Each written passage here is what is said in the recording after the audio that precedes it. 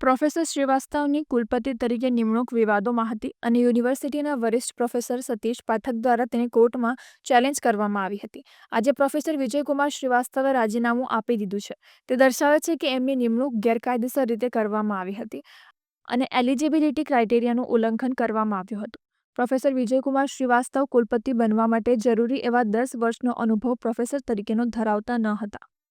જે search committee બનાવવામાં આવી હતી એ સર્ચ કમિટીમાં પણ યુજીસીના રિપ્રેઝેન્ટેટિવને સમાવવામાં આવ્યા ન હતા તેવું પ્રોફેસર સતીશ પાઠક દ્વારા જણાવવામાં આવ્યું હતું. જ્યારે પ્રોફેસર શ્રીવાસ્તવનો વાઇસ ચાન્સેલર તરીકેનો કાર્યકાળ પૂર્ણ થવામાં 1 મહિનો બાકી છે ત્યારે જ કોર્ટમાં એની સુનાવણી થઈ હતી અને વિજયકુમાર શ્રીવાસ્તવ એલિજિબિલિટી પુરવાર કરવામાં નિષ્ફળ ગયા હોય તેવું જણાઈ આવ્યું હતું અને તેમનું રાજીનામું સરકાર દ્વારા લેવામાં આવ્યું છે.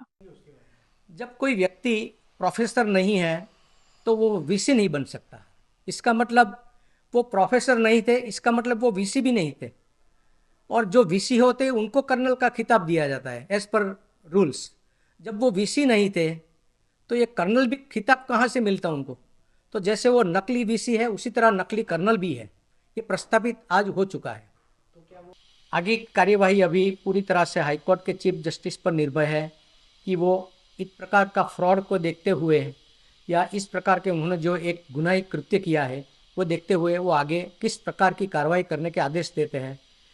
मेरी गुजारिश हाई कोर्ट के चीफ जस्टिस से भी रहेगी और पूरी सिस्टम से भी रहेगी, उनके साथ सख्त कार्रवाई की.